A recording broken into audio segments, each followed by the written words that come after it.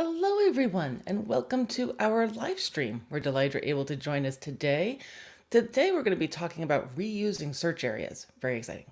So we're just double checking that everything is working right now because we had some of our streaming over on Facebook and whatnot was being naughty. But it looks like everything is working now. So again, we're very delighted you're all able to join us for this live stream today for Cyber Network. We are going to be talking about reusing search areas. So we're going to be talking about some of the pros and cons, some best practices, as well as what we should be considering for lingering and residual odor. Exciting stuff. So who am I? Who is this person? So my name is Diana Santos. I am the president and co-founder of Cyber Network, and my co-founder Sean McMurray and I are delighted that you're able to join us today for this live stream. So this is just supposed to be a nice, relaxed kind of conversation where we're talking about this topic. So we are streaming this on several locations. We're streaming this on the Cyber Network Facebook page, our Instagram page, as well as YouTube. So we want to make certain that we are helping you as much as we possibly can. So please make certain that you are using those comments in any of those platforms in order to let us know whether or not you have any questions. We just want this to be a nice casual conversation so that we're able to help you out. So we can see that Janine was here. I'm sorry it was hard to find. Facebook was being naughty, but we're glad that you're able to join us today. If you haven't already, we definitely encourage that you all check out our two programs through Cyber Network. It is our Cyber Sniffing game program as well as our traditional Cyber Network program. So I'm just going to put a link in here for you guys so you're able to see those. If you haven't checked those out already, we definitely encourage you to do so that we're able to basically let you know what those programs are all about. We want you guys to review those rules. If you have any questions whatsoever, please feel free to contact me at diana@cybersetwork.com. And Sean and I created the program. It makes sense to us. But if you guys have any questions, we definitely want to make certain that we're addressing those. So we're going to be diving into the little discussion today. But again, if you have any questions at all with anything that I'm talking about, please feel free to write those in the comments where you are watching. I'll be able to see them on my end, and we'll be able to have a little bit of a discussion, a back and forth as it were. So again, we're going to be talking about reusing search areas. What even is that, right? So this is when we are trying to figure out how are we going to be designing our searches. So for Cyber Network, where we are a competition organization, where you'd be able to either set things up on your own to potentially submit to us via a video, or you'd be able to work with one of our approved evaluators, where they'd be able to set up the searches for you. But basically with reusing a search area, maybe you have a specific space that you were thinking of, and you're like, I want to see if I can use this for multiple searches, one right after another as an example. The big thing with that is we want to make certain that each of those searches are unique so that your dog is having a unique experience every time they're coming up and they're doing a search. Particularly for Cyber Network, that's really the whole point, is that we're testing your dog's skills when they are tackling these searches. So we really want to make certain that each search is indeed a unique experience as much as it possibly could be. Now, is reusing a search area a good idea or not? Well, there are some pros and there are some cons. For Cyber Network, as an example, you would be able to potentially use your home as some of your places that you would want to be placing your searches. And you may be saying, that's great. I don't live in a mansion. I don't have 30 rooms to choose from in order to use for my searches. So what am I supposed to be doing in that situation? Well, potentially you could reuse a same room as an example for multiple searches. So the pro for that, as far as reusing a search area, is that that's a possibility, right? That you may be able to reuse a space over and over again when you don't have access to a lot of different spaces. It also could just seem a little bit more feasible, something that you can really wrap your head around a little bit more, or even just as far as space, as far as getting from one space to another. Maybe, you're like, ugh, I have to use this giant space that's made up of little spaces. I have to go from one to another, and I have to set all that up and take it all down. And it just may seem a lot of work. It may just seem way too burdensome, where it may seem a little bit easier if you're just able to reuse a singular space and change it with each search. But we also have to think about the dog, is that we only have to have them acclimate really to one space. We may be changing things about that space, but they only have to deal with one, as it were. So even if you're not doing stuff out of your home, maybe you are going to a friend's house or you're doing some other type of field trip location, well, I only have to get them used to this one space and I'm just changing it from search to search. So there definitely can be, whether we're talking about training or if we're doing something with cyber work, there may be some pros as far as reusing a search area, but there are definitely some cons. The biggest one we always have to keep in mind is the possibility for odor contamination. So anytime that you're setting a hide, no matter the type of hide it may be within a search, there's a possibility that we're going to have odor contamination. And since you and I cannot see odor, but our dogs can definitely pick up on it, we may think, oh, there's nothing here. So now we're going to put my hide somewhere else. And your dog comes in for search 2 or 3 or 4 or 5. And like, look, I found a hide. But we don't think there's anything there. But there is actually. There's odor contamination. So that's a really big consideration when we're reusing search areas. We're going to talk about some ways we may be able to reduce that possibility. There are also just more logistical considerations. You're like, well, now you're contradicting yourself. You said it was going to be easier for me to reuse a search area. There are still things we have to think about because we still need this to be a unique search experience, right? We can't just have the dog see the same exact space 3 times with the same exact setup and the same exact hide placement. Those aren't 3 unique searches. It's all just the same thing over and over and over again. So we want to keep that in mind, that you may have to really think about and be creative how you're able to adjust that space multiple times. And also the flip side of that coin. If this is true, it could be a pro that your dog is only having to acclimate to one singular space. But the flip side of that coin is that they're only acclimated to one space.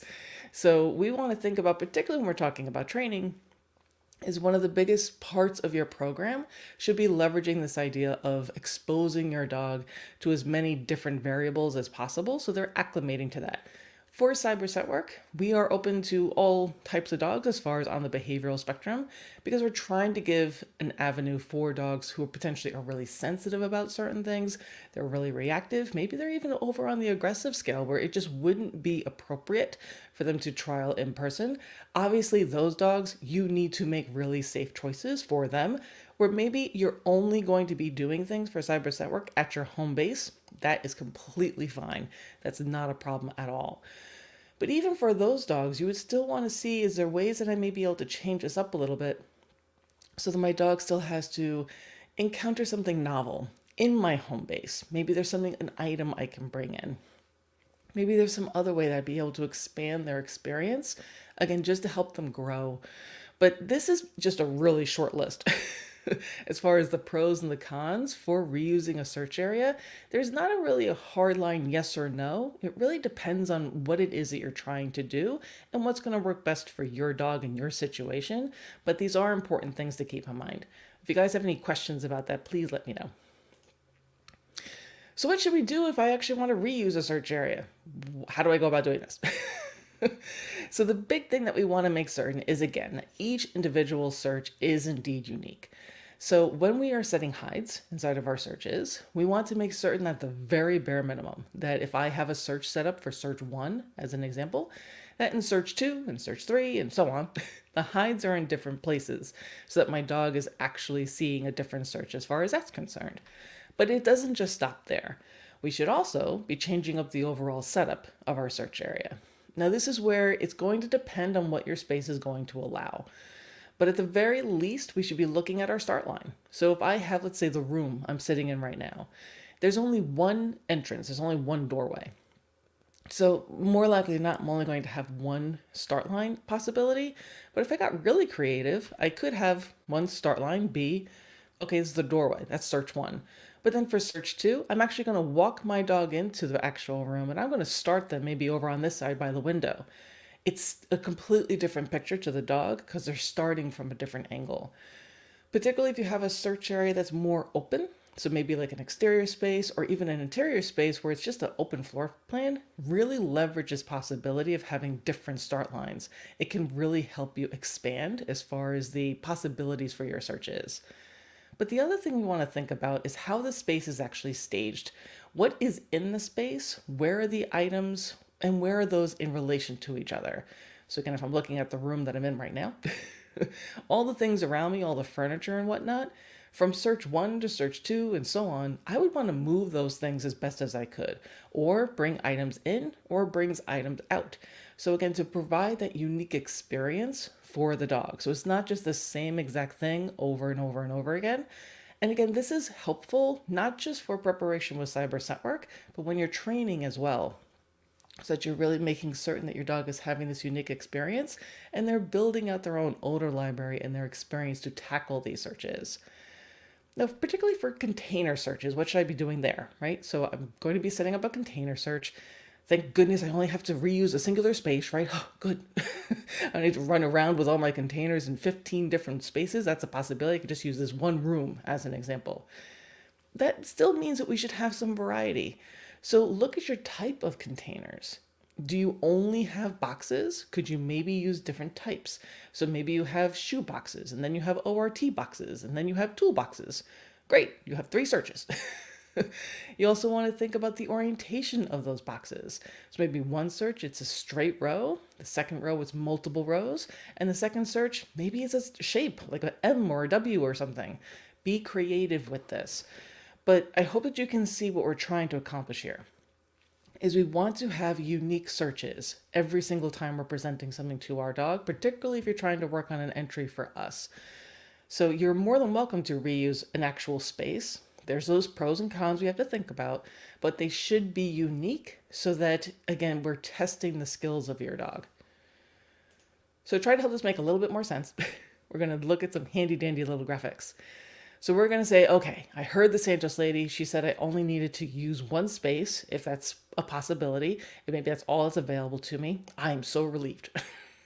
So here's my garage. I'm going to try to use this for my searches for cyber scent work. And then you're like, okay, I have to maybe do 3 searches for one of the cyber sniffing games. How am I going to do this? So we're going to walk through this together. So we're going to say that I wanted to set up the Sniffing Speedster game. And I chose the type of flavor of that game where it's 12 containers and my dog is going to have 30 seconds in order to tackle that search. So again, they have 3 searches for the game, search 1, search 2, and search 3. So again, this is just an example. You don't have to follow this to the letter at all. But I'm going to say for my very first search area, I'm going to have these little toolboxes. And they're going to be in this double row formation. And my start line is going to be towards the front part of the garage, and my garage door is going to be closed. And I have my singular little hide being denoted by the star. So pretty simple setup, right? Nothing too crazy here. But now we have search 1. Now what do I do? Well, we're going to change a whole bunch of stuff for search number 2. I hope you can see everything that's changed. So I can see in this space that obviously there's only one entry point if I'm coming from the interior of the home into the garage. So that's where we had our start line before. But now I flipped it, where I've opened up the garage door and now my start line is back there. I've also used a different type of container. So we're now using boxes. And I've also changed the orientation of the containers. So now it's an X. I've also moved, generally speaking, where my hide is. So in relation from one search to the other. So don't get dizzy. We can see that here in search 1, it was more towards the back part of the actual garage itself. And then here it's more towards the middle. So I hope that you can see that even with these first 2 searches, these are completely different searches. We've changed about as much as we possibly can so the dog is having a unique experience when they are tackling this. Now, one of the things that have come up, one of the questions that we received is when I'm setting a container search, is there a preference as far as how I put my hides inside of the container? Let's say if I was using an odor hide, so birch, anise, or clove as an example. We encourage everyone to still place their scented cotton swabs inside of an odor vessel, so like a metal tin or a straw or a tube. And if you can, attach that to the actual underside of the lid or on the sides of the seams of the container, let's say like for a box, that's usually your best bet. If you place it on the bottom of the container, and if there's any type of odor contamination at all within your actual odor vessel, sometimes what can happen is that the odor can leach out of the bottom of your container, like your box.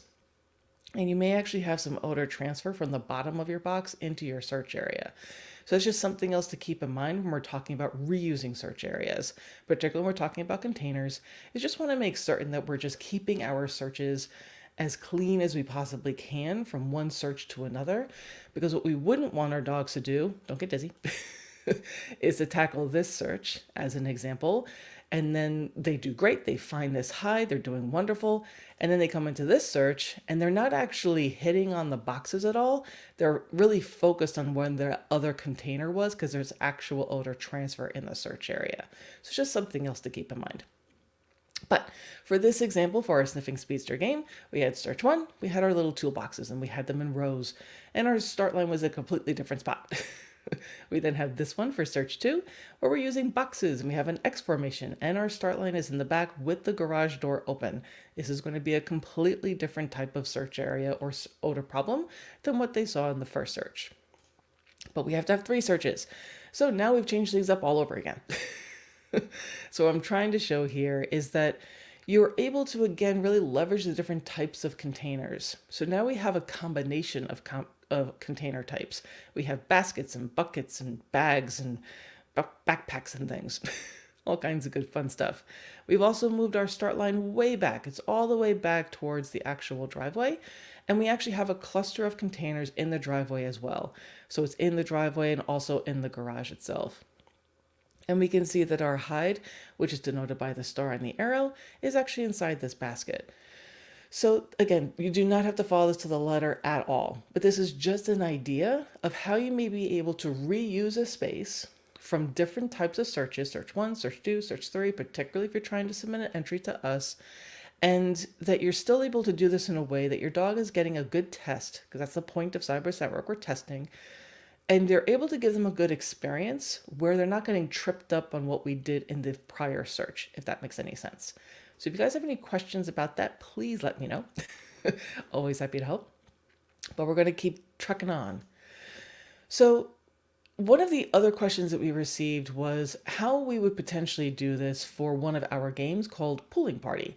And this is where we are trying to present a pooling odor puzzle to the dog. And the way that this is accomplished is by using 4 fans. So we're going to walk through how you potentially may be able to set this up in the same type of space. We're still going to be playing inside of our garage, but going from search 1 to search 2 to search 3. So in this setup, we're saying that this is going to be a container flavor of the pool party game and level 1. So for this, we can see our little floor fan is pointed towards our actual hide container, one of our toolboxes, and it's pointing it towards the actual wall. What I'm trying to show here with my very wonderful graphics is all the little odor molecules are flowing off of this actual odor container, and they're collecting a little bit on this empty container in this opposite row. And they're also collecting and pooling against this wall. So this is a very unique odor picture for your dog to have to contend with. So this is something you would want to think about when you're trying to set up your searches for search 2 and search 3. Because again, part of the requirement for our games is there has to be 3 unique searches. So then, once again, we're going to change things up all over again for search number 2. So now we're leveraging this possibility of having our garage door open. Our start line is completely moved towards the back of the search area. And now we've moved our hide as well as our actual fan. So what we're trying to show here is how it's going to be presenting a completely different type of pooling odor puzzle potentially, where we're no longer having odor collecting on this left-hand wall. We're now having it collect towards the back part of the search of the actual garage, or closer to us as we're looking at it from the camera angle. And it's collecting on a different collection of empty containers. So this is, again, even for just training purposes, this is a great thing for you to do so that your dog can see what this looks like in as many different pictures and orientations as possible. Again, that's what training is supposed to be all about. When we're talking about scent work, is giving our dog the possibility to see this in as many different ways as possible so they're able to build out their own skills, because they're the ones who are doing all the amazing hunting. We're just trying to give them the opportunities to actually put all this stuff together. And then for search 3, just another type of way we may be able to do this. And I wanted to include this example because it's showing how we're using a different type of start line orientation that we may have thought possible. So I think that everyone can kind of see, don't get dizzy again, Whee! I think everyone can see that this type of start line, when we've just come into our garage from the house, kind of makes sense, right? I open the door into my garage, I put my cones out, great, that's my start line. And maybe now, since we've been doing this live stream, like, oh, I never even considered that I may be able to open up the garage door and put a start line over there. That makes sense. Perfect. But we can also do this type of orientation where we have our start line in a different part of the actual space. This is still a different picture for our dogs. So again, especially for training. Cyber Set Work, we want entries, right? That's our focus. But we want you to train and practice before you do your entries. So for training in particular, really leverage your start lines. Think about how you've been doing that in practice. Have you actually just been shifting where your start line is for the same exact type of setup that you've had for training? And what type of difference does that make to your dog? You'd be surprised. I do this a lot, particularly for vehicle searches, where I may have a singular hide on a vehicle. I don't barely even move the hide. I just move my start line around different parts of that vehicle, and the dog really has to work it a different way. So I would really encourage you guys, if you aren't doing this already, use this in your training. It's really helpful. Before our pool party, we can see that this is offering, again, a completely different picture than what we saw in searches 1 and 2, where we are having our hide in the very first box on this upper row, and is pushing all these odor molecules all over all these containers. And it's also collecting in a different part of this left side wall. So again, what I'm trying to demonstrate here, what I hope I'm being successful, is how helpful this can be to visualize. That this is going to be providing unique experiences for both yourself and your dog. So the more that we can do this in training, the better it will be. But also for your entries, this will really help as far as ensuring that we're testing what we want to be testing. And this is the importance of having unique searches. So if you guys have any questions about that stuff, please feel free to let me know. But the other thing we want to think about when we're talking about reusing searches or search areas is that odor doesn't listen to our barriers. We put up an X pen or maybe a ring gate. Maybe there's even like a half wall or even sometimes a door. It doesn't care. It definitely doesn't care about our cones. It's going to flow and interact with the space as it deems fit. So when we are thinking about this concept of reusing a search area, we really want to think through how that's all going to play out, because sometimes people think of reusing a search area a different way than what I've been describing so far. So we're going to talk about that other way in just a second. But if we are going to be thinking about it in this other way, we have to think about how odor is going to be traveling and how that may actually cause us some issues. Like, Santos lady, I have no idea what you mean. Okay, hang on. So one of the ways that people will think about when we talk about quote unquote reusing a search area is a much larger space. So like what we see in the photo here, and we're actually going to divvy it up into different spaces. So it's not necessarily that I'm reusing this entire space for one search. I'm going to be cutting this up into 3 different search areas. And maybe I'm going to be tackling them back to back to back as an example.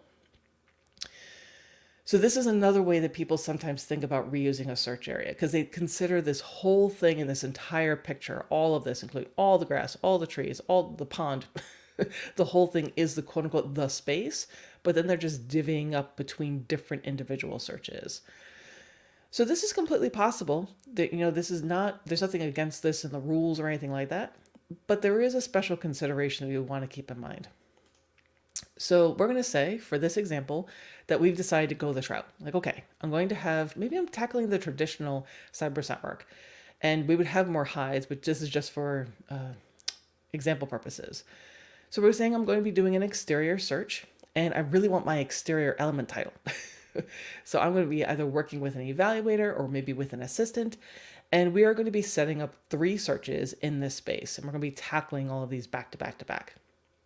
So again, you need to have more hides for this, but this is just to help this make a little bit more sense. We're going to say that we have, for search 1, we have 1 hide underneath this picnic table. For search 2, you can barely see it, but there's a picnic table behind these ring gates all the way by the lake, and there's going to be a little hide over there. And then in search 3, there's another picnic table over in the shade here on the right-hand side, and there's a hide over there. So it's picnic tables galore, and our dogs have to find those hides. And you may think that's great, right? What a good thing. This is a wonderful use of this space. Okay, But then we have wind. And again, our odor doesn't care about our ring gates, doesn't care about our ring gates, doesn't care about our cones, it doesn't care about any of that stuff. So what I'm trying to show here is that the wind direction is coming in the direction of this giant arrow. So it's coming diagonally across this whole picture. And that means that the actual odor molecules from search 3 are going to be traveling and kind of poofing through this ring gate, and then going to be collecting on the closest part of the picnic table in search area 1, which is directly across from where our actual hide is. So we may actually have our dog spending a whole lot of time on this complete opposite side of this picnic table where there isn't actually a hide, because there's a lot of odor there. So this is what I consider search area contamination, where the searches are making our individual searches more difficult than what we were planning. And because you and I can't really experience odor, we can't see it, we don't know exactly what it's doing in any moment, we may have designed this, don't get dizzy, and we thought this is such an easy setup, right? This is nice and straightforward, maybe for training purposes, right? And then we go to run it and our dog is struggling, because this is what's actually happening. There's odor molecules flying all over the place, and basically search area 1 is filled with odor. And depending on how we're doing our start lines and everything else, and what else is going on as far as temperature and humidity and all those things, they may not have a lot of odor availability in these other searches. So this is the kind of thing that we really want to think about. It's not that having this divvied up in this way is bad. But what I would recommend is that if this was your only option, right? You only had this giant space available to you and you had to divvy it up for multiple searches, do these searches one at a time. So you'd be coming in, you'd be doing search 1, tackle that, put the dog back up inside of their little crate, let them rest, remove the hide from search 1, then add the hide to search 2. Bring the dog up, do this search, let them tackle it, happy, happy, happy, put them back inside their crate, let them rest, and then put the hide in search 3. I hope that makes sense, because otherwise you can run into this situation where, you may, particularly for training, you're like, okay, this is going to be maybe a more straightforward search because maybe I've never been to this place before. I'm trying to work on field trip searches as an example. So I'm trying to lessen the difficulty of the actual hide because the environment is already pretty difficult. We should always have that balance. But unbeknownst to us, we presented this really super complicated problem and our dog is struggling. And the more they struggle, maybe now they're pottying, maybe they're really getting, sucked into the environment. Maybe they're getting distracted. Maybe they're getting stressed. They're getting frustrated, whatever the case may be. We're like, ugh, Sandra's told me to do field trip searches and this stinks. So the best thing that I can recommend as far as a suggestion is if you wanted to do something like this, whether you're doing it for training or for an entry, try to see if you can have the hides basically set up for individual searches, run that search, put the dog up, then do another search. Logistically, if you're trying to do this, let's say you do it with a group of friends, and you're trying to get this all done within a certain period of time, it is obviously a lot easier for you to do search 1 to search 2 to search 3 and then be done. Just recognize that odor doesn't care about our time limits. So it's still going to flow. It's still going to be doing this type of thing. So think about where you're placing your hides. Keep in mind your wind direction. You can absolutely set up multiple searches and multiple hides at the same time and have them be unique where they're not flowing into each other's space. You just have to think about where's the wind going and where potentially is my odor traveling to.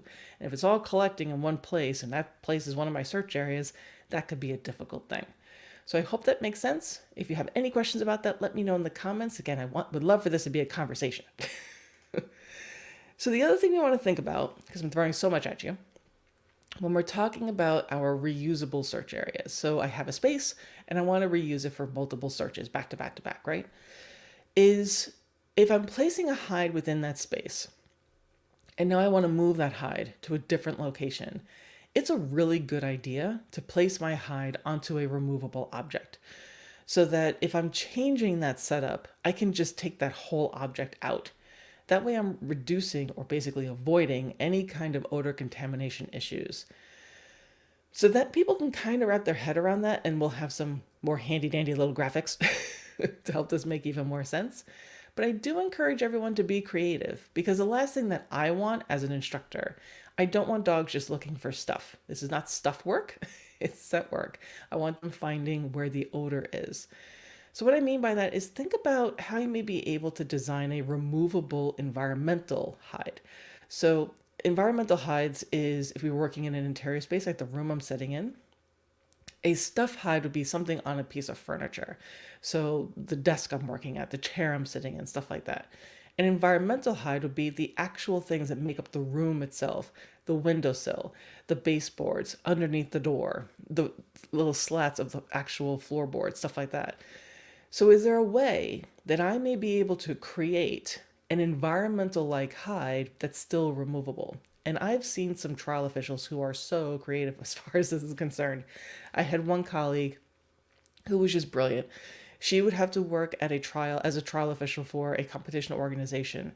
So she would look at the trial site ahead of time and she would try to see what it was made up of. And in this one instance, she saw it was an outdoor courtyard and they had spigots for hoses. She took a picture of it with her phone, went to Home Depot, found the exact type of water spigot, bought it, and then basically drilled a hole in it, put a magnet on one side, and then was able to stick her hide inside the other one and place that within the search area where you would think that there would be a water spigot. She basically created a fake water spigot, and that was her hide. So she was able to place her hide in there. That's what I mean as far as creative environmental hide placements that would be able to remove. So another example was someone had weather stripping. So there was weather stripping at the bottom of I think it was a door. So she was able to put another layer of weather stripping under that. So she could remove that whole thing, but the hide was actually hidden within it. I hope that makes sense. Things that you can play with in training so that you can really get a handle on this before you to do an actual entry. But a good idea to make certain your dog is not just focusing on stuff because we don't want them falling into that pitfall. Odor can be anywhere. Our hide should be able to be anywhere. We don't want them just focusing on the things in the space. So again, try to help this make a little bit more sense. Some more handy dandy little graphics. So now we're saying that we have we're reusing a search area that's an interior, and we're playing the distance game that we have. So the go away game for Cyber Scent Mark. So as a reminder for the go away game for level 1, you need to have 3 different searches. One search is going to be 5 feet away, meaning that the actual hide has to be 5 feet away from your start line. And another search, it needs to be 10 feet away from your start line. And it needs to be 15 feet away for your third search. And I need to be careful how I say that. You can have those in any order. Santos makes sense. The distances of the hide from the actual start line is 5, 10, and 15 feet. But it doesn't mean that search 1 has to be 5 feet away, search 2 has to be 10 feet away, and search 3 has to be 15 feet away. You can have those in any type of order that you like. And that's what I'm trying to show in this example, is that we're starting off in search 1, where the hide is actually 10 feet away from the start line. So for the go away game, what we're trying to also show here is that the handler would have to be staying behind the start line. This is basically your barrier. You're allowed to move back and forth from the actual start line itself, but you can't cross it while your dog is actually searching. So what we're trying to test is, can your dog successfully search away from you? So we can see in this interior space, we have a bookshelf, we have a little couch, we have these chairs and this little stool on top of this little rug. And our actual hide is on top of the stool. Pretty straightforward, nothing too crazy. But oh my goodness, things have changed. So what we're trying to show in this space is that we're going to pretend for this interior that there's only one way to really enter into this room. So our start line can't really move all that easily, but we can change everything else. So don't get dizzy. If we look at this setup, we can see where everything kind of is, right? The couch, the bookshelf, and the lamp probably aren't going to be moving all that much. So the things that we can probably change are these chairs and the stool on the actual rug, which is what we do. We move our chairs, so now they're over by the lamp. We've also incorporated some additional pillows that are now on the ground. And what we have also done is we have removed that stool that actually had the hide on it in search number 1. So this is what I mean by removable objects. Is now I've removed any kind of possibility of odor contamination because the stool that had the hide on it is gone. I've taken it out completely. So now I really can be certain that this search area is ready for a brand new hide. And the example that we have here is that there is a hide on the actual pillow that's on the ground here, and that's 15 feet away from the actual start line. This is not to scale by any stretch. This is just to provide us with some visual representation. And then for search 3, things have changed all over again. And we're like, what is happening? What am I looking at? So what I'm trying to show here is how you can be really creative with your start lines when we're talking about the go away game. So we have this handy dandy little rug here with all these rings. We can actually just use this as kind of a barrier for ourselves, where we can say, okay, we're going to come into this space with the dog. I'm going to stand on top of this rug, and then I'm going to limit myself that I can only be within this inner ring. And then my dog can work anywhere out there within the search area to find their hides. So this is how you can be a little bit more creative with your start lines when we're talking about this game in particular. And we can see in this situation, I've placed my hide on the actual little stand part of this floor lamp. And we removed the pillows. So again, this is removing the possibility for odor contamination within the space, going from one search to another. And yay, I'm glad that you like this one. So the more that we can be creative with our actual setups, again, in training as well as with our entries, that's what we really should be striving for. And that's what we're really trying to encourage people to do with cyber set work, is to really think through, how can I be creative and how can I leverage this so that I'm really ensuring that my dog and I both understand what it is that we need to do individually and as a team, and then we have the skills that we need. And yes, so Janine was asking, is the lamp 5 feet away? Yes. So this is attempting to show that. But that would be something else we want to think about, is how are we going to be able to design everything so that it's in the right radius. So for this setup, when I was just trying to create this little graphic, is that the 5 foot was probably the easiest thing for me to do. And that's why I'm also trying to show that you don't have to have search 1 has to be 5 feet, search 2 has to be 10 feet, and search 3 has to be 15 feet. Because again, it may depend on the space. And the other reason I did it this way, don't get dizzy, is I wanted to make certain that I wasn't going to be using the floor lamp too early, because I can't really get rid of this, right? We're going to pretend that I need to have this in here. This is my only light source. We're going to pretend, right? So if I had a hide on the actual floor lamp in search 1, and then I left the lamp in there, now there's a possibility that there's going to be odor contamination of some sort on that lamp. And my dog is already being tested to work away from me. So they could potentially be getting tripped up, being like, well, there's odor here. Doesn't this count? And they're going to have a harder time trying to find their next hide. I hope that makes sense. So that's the kind of thing that I'm trying to underline with this, is the value of these removable objects. That I can just get rid of this stool altogether when I come into this setup, and then I can have my pillows, and I can get rid of those for this setup, and now I can have something that, again, if this was my only light source, I need this lamp to be here. So now this is my final search I'm doing. I only need to do 3 searches for this setup, and then I can move along. I hope that makes sense. And we want to think about that when we're doing training too. That it's very common for us to set up hides, have our dogs run it, they find it, we tell them how great they are, and then we move the hide. We do it all the time in training classes. We do it all the time when we're training on our own. But time and time again, we seem to forget that there's still odor molecules left behind when our dogs have actually found those hides and we remove them. And you'll see this all the time in training classes. The dogs will come up and they'll investigate that space for a little bit. And the handlers will be like, what are you doing? There's nothing there. Move along. It's like, no, there's stuff there.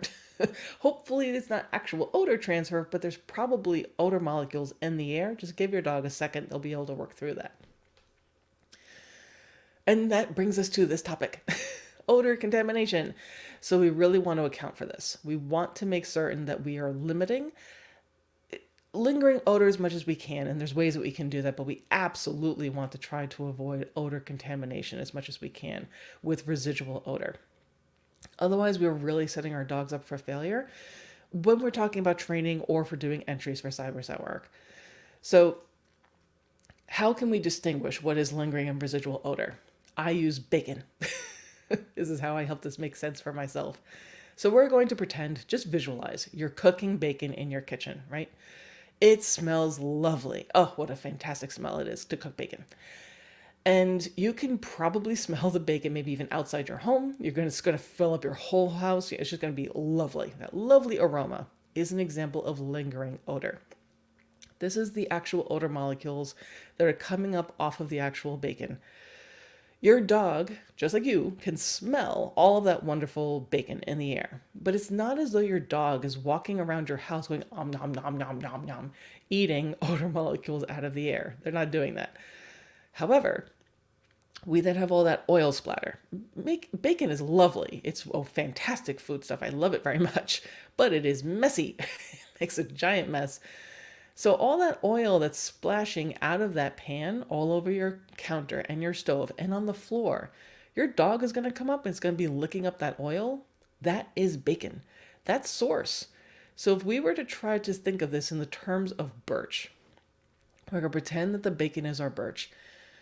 As it's sitting there, all of the odor molecules emanating off of that birch hide is our lingering odor. The actual birch oil itself, that's residual oil. That's residual odor. So if I have a scented cotton swab and I just place it onto something, it's not inside of an odor vessel like a metal tin or a straw or a tube. We're going to have both of these. I'm going to have lingering odor where there's going to be odor molecules in the air, but I'm also going to have residual odor. I'm going to have actual odor transfer, contamination, wherever I place that cotton swab, because there's going to be oil transfer in the space. We definitely want to avoid residual odor as best as we possibly can. But recognize that lingering odor is also a possibility, but we can reduce that too. The way that we can is that we can have, for the lingering odor piece, we can have a little bit time after we have changed our searches before we run the dog again to allow it to air out a little bit. So we're going to use some handy dandy little graphics to help this make more sense. So we're going to be saying, for this example, we're trying to use our garage once again for the out of reach game. This is our inaccessible hide test. So we're going to be saying we're doing our garage and we're trying to figure out how we're going to do these 3 searches. So for the inaccessible game, for the out of reach game, for this level, you only need to have 1 inaccessible hide for between the different searches. So I'm going to say, okay, I have to have 3 individual searches. One of them has to have an inaccessible hide. So I'm going to have an accessible hide first in search 1, which is going to be underneath the table here. Dog comes up, they find their hide. Fantastic. I'm then going to actually set up my inaccessible hide puzzle. So we see that I have changed everything. I have a different table, we're going to say, and we have all these chairs all spread out. And we're now going to have our hide is going to be inaccessible because it's going to be behind these tires. Just as a reminder, an inaccessible hide means that your dog cannot get their nose to the actual odor vessel itself. So it's not that they can't have access to odor. There's still odor molecules coming out here. They just can't get to the actual odor vessel itself to be right there. So this is where our actual inaccessible hide will actually be. And then for search 3, we're going to say we have another accessible hide, and now it's going to be underneath this little shelf. So what we want to think about when we're doing this type of setup is a couple things. One, if this was the same, sorry, I should have said, don't get dizzy. The first part is that if we are going to have this be our accessible hide, and we're reusing the search area, I really would want to make certain that I'm using a different table for search 2. Because otherwise my dog may come up and be like, oh, look, I found it, right? Or at the very least, I can say, if I'm absolutely 100% positive that there is absolutely no odor transfer or contamination on this actual table, that I have aired out this space enough, so like 10, 15 minutes before I actually run this search. The other thing we want to think about is when I'm placing my inaccessible hide behind these tires here, what order am I placing this search? And what I mean by that is, if I place my hide behind these tires in search 2, My dog comes up, they do their lovely little bracket, letting me know I can't get right to source. I can't get right to source. So I call it, alert, you're brilliant, fantastic, you're the bestest. And I then get ready for search 3. Does this have enough time to let go and to air out all of that odor that's potentially trapped behind those tires? Or if I come into this search, is my dog still going to be really focused over here on these tires? So that's something else we want to think about as far as how we're organizing things. Is the dog actually going to be able to tackle the search the way that I had hoped that they would? Or are they going to get tripped up by something? Now, there are some other inaccessible hide placements in this space. This is not exhausted by any stretch, but potentially having a hide behind this partition, underneath the shelf against the wall, underneath the center of the shelf. But again, for all of these, we'd really want to think through as far as the order of the searches, because we're reusing the whole search area. What is that going to do as far as my dog tackling this? So if I did this as search 1, as an example, is my dog then going to be really stuck where I had formerly placed this hide for searches 2 and 3? And if I really want it to be search 1, is there a way that I can air it out or to make certain that my search 2 and search 3 will be unique enough and they're not going to get tripped up where I placed this hide before? I hope that makes sense. If it doesn't, please let me know. Because again, we really want to make certain that odor contamination is reduced as much as possible. And this is particularly important when we're talking about blank searches. This is crucially important for blank searches. And we really want to make certain that we're not asking our dog, hey, go tackle this blank search, but actually there's faint odor, or even worse, if there is actually odor transfer in the space. The dog's like, look, I found the best source ever. I found this pool of actual birch oil that you can't see. Feed me. And we go, there's nothing there. And they're like, yes, there is. And that's just all bad. So we're going to try to help this make a little bit more sense. We're trying to do a setup for the blankety blank game, which for Cyber Work, we are actually testing, can your dog tackle a series of searches, one of which or more of which will indeed be blank? Or do they find phantom hides that aren't there? So for this setup, we're doing level 1. So there's only going to be one blank search in these 3 searches. This one has an actual hide. So we're going to say our first hide is underneath this chair. And we're going to say that chair was removed. It was completely removed from the search area altogether. We then have a new chair brought in that's nice and clean, has not had a hide on it. And now this is a completely blank search area. So now there's nothing here for the dog to find. There's no remnants of odor. I don't store my odor kit in here. I don't have my odor containers in here. There's nothing in here for the dog to actually hit on. And then for search 3, we're placing another hide that's accessible to the dog, and this time it's underneath the shelf.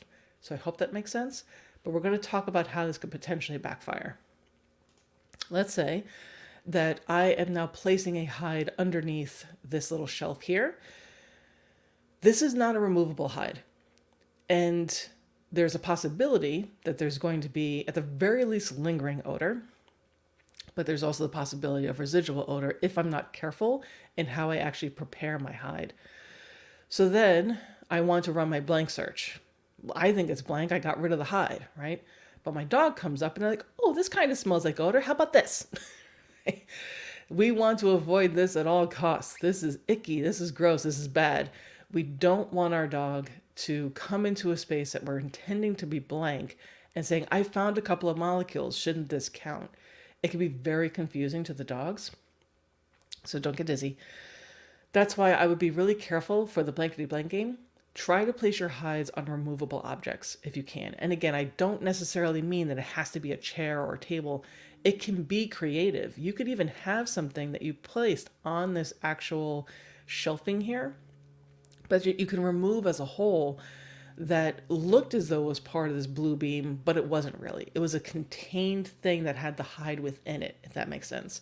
So you could take that whole thing out, and that way you're not going to run into this problem. So this is something you would want to avoid in training, as well as when you're doing things for your entries. And we see this a lot, really in both. We see this in training quite a bit, but we also see that if dogs haven't been, if they are not really sure what blank searches are, because they've always kind of hit on little faint amounts of odor, they may think that, oh, look, there's a little bitty tiny bit of odor here. Maybe that counts. We don't want that to happen.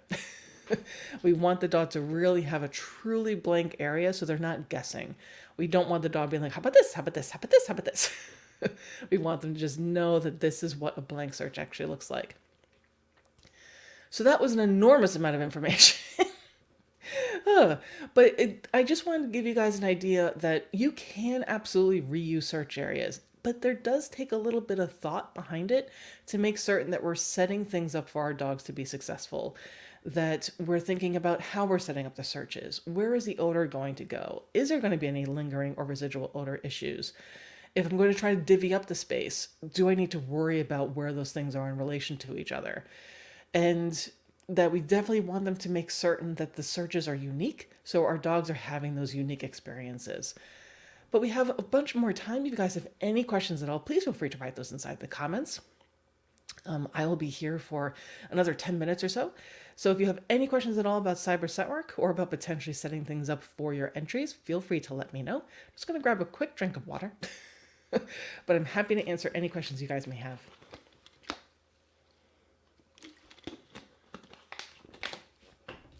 While I'm waiting for you guys to write inside those comments, we have been very, very fortunate. People have been so busy with their entries. It's been fantastic. We've had a lot of evaluators are fully approved with CyberSetWork all throughout the United States and Canada. We have some in the UK, in Australia. There's some other places I can't think of off the top of my head, but it's been amazing. So we really want to thank all of our fellow colleagues who have gone through our evaluator program. Thank you very, very much. We love seeing all of the entries from your clients. And also people have been really good about using the hashtag CyberSetWork and hashtag CyberSniffingGames. We've been seeing your photos with your title certificates as well as your ribbons. Please make certain to continue doing that. We love seeing the dogs. We love seeing you guys celebrating with your puppies. It's so much fun. And we actually had our very first person earn their 10X game title. Very exciting stuff. The ribbon is going to be on its way. And then we are actually ordering a whole bunch more ribbons that we're going to have hopefully by the mid of April. So we'll be sending those all out. Oh, and this is very nice. It's a truly great program. My students and clients love the game. Well, thank you so much, Jenny. And we're so happy that you are one of our evaluators. It is very exciting. And yes, yay for Sean. We are very excited about the 10X title winner. Oh, it was so great. Like when she was finishing up that entry, I'm like, look at you, go Buster. So it's great for us as instructors. So Sean and I are instructors first and foremost. And it's wonderful to be able to see entries of people as they're submitting them, as they're going along, really see the growth. And particularly when people are asking for training feedback. So if you provide a online entry directly through CyberSetWork, our online review officials will actually review that for you, and you can request training feedback from us. And we can say, hey, maybe you want to try this for your training or this, that, or the other thing. And they do those things and you can see the growth. Oh, it's so rewarding. And then, ooh, we start our first games next week. So my class is very exciting. Very exciting. And that's with your Beagle puppy. Very, very fun. I don't know if you guys saw it recently, but there was a post on social media. It was called a carrot cake, baking carrot cake with beagles. If you haven't seen it, look it up. I think it's on TikTok. It's also on Facebook. It's hilarious. I love beagles. They're hilarious. But we are very excited for everyone who is doing something with CyberSetWork. It is so much fun being able to see your dogs and their progress.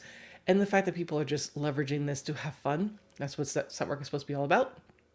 And that one of the pieces of feedback that we received from a client who was working with an evaluator is that the client had thought that they were not finding their place in Setwork. Trialing in person was not really a good idea for them or their dog. They personally got very stressed out and they just didn't like the way that it made them feel. And their dog was like, I don't want to do this either. I just want to be able to search maybe, at the training center or at home. I don't want to go to this trial site. So they were finding it very disconcerting and very depressing to be able to they weren't in on the fun that everyone else in the class was. They're all talking about how they went to trials and they're doing this, that, and the other. And this person was like, maybe I shouldn't even go to class. It was just so sad, right? But now they're doing this with CyberSetWork. They're able to earn their titles. They can show that they and their dog are actually a really great team. and they can do it in a way that's successful for them.